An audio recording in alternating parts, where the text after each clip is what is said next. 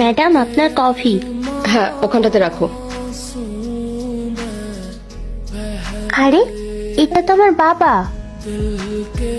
কে বাবা? এই তো, এই ফোনে যে ছবিটা, সেটাই আমার বাবা। এটা কি বলছো বাবু? ও তোমার বাবা কি করে হতে পারে? ও তো আমার হাজবেন্ড। না না, উনি আমার বাবা। এটা যদি তোমার বাবা হয় তাহলে তোমার মা কোথায়? ম্যাডাম, আমি যখন ছোট ছিলাম তখনই আমার মা পৃথিবী ছেড়ে চলে যায়। আই এম সরি বাবু, কিন্তু তোমার বুঝতে কোথাও ভুল হচ্ছে। এটা তোমার বাবা নয়, এটা আমার হাজবেন্ড। না না, আমি মিথ্যা কথা বলছি না। আসলে একদিন আমার বাবা মাকে মেলায় নিয়ে গেছিল।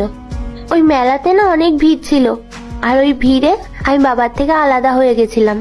আর সেদিন থেকে আমি বাবাকে অনেক খোঁজার চেষ্টা করেছি, কিন্তু কোথাও পাইনি।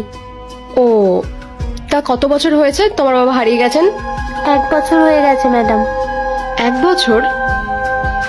আমাদের বিয়েও তো হয়েছে 1 বছর। বাবু, তুমি এখন যাও, আমি যখন তোমাকে ডাকবো তখন এখানে চলে আসবে। ঠিক আছে ম্যাডাম, আপনি যদি আমার বাবাকে খুঁজে পান না তাহলে আমাকে অবশ্যই বলবেন। কারণ আমি যেই আঙ্কেলটার সাথে থাকি সেই আঙ্কেলটা একদমই ভালো না, আমাকে সবসময় বকাবকি করে। তাই আমি যদি আমার বাবাকে খুঁজে পাই তাহলে আমি আমার বাবার কাছে চলে যাব। জানেন ম্যাডাম, আমার পড়াশোনা করতে না খুব ভালো লাগে, কিন্তু মনোজ আঙ্কেল আমাকে পড়াশোনা করতে দেয় না। আচ্ছা ঠিক আছে, তোমার বাবার সাথে যদি আমার কখনো দেখা হয় তাহলে আমি তোমাকে জানিয়ে দেবো। ঠিক আছে। ইন্দ্র? কিন্তু ইন্দ্র কি করে ওর বাবা হতে পারে?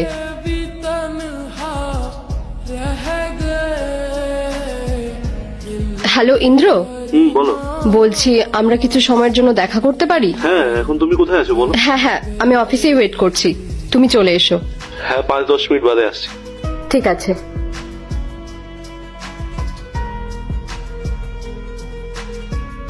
হ্যাঁ মেঘা, বলো কেন ডেকেছিলে? আমি তোমাকে ডেকেছিলাম একজনের সাথে দেখা করাবো বলে। দেখা করতে? তাও বাড়ি অফিস আওয়ার্সে?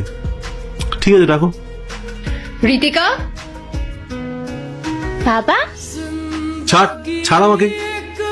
মেঘা, ও কে? আমাকে বাবা বলে ডাকছে কেন? কি হলো ইন্দ্র, তুমি চেনো না ওকে? না, ওকে আমি চিনি না। কে ও? আচ্ছা, তুমি ওকে চেনো না, কিন্তু ও তো তোমাকে খুব ভালো করেই চেনে।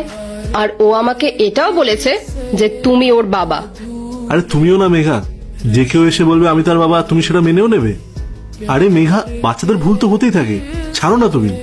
বাবা, আমি তোমার মেয়ে ঋতিকা, তুমি আমাকে কিভাবে ভুলে যেতে পারো? এই, একদম চুপ কর তুই। দেখো না মেঘা, কার না কার বাচ্চা তখন থেকে আমাকে বাবা বলে ডাকছে। আচ্ছা ঠিক আছে, একটা কাজ করি, তোমাদের দুজন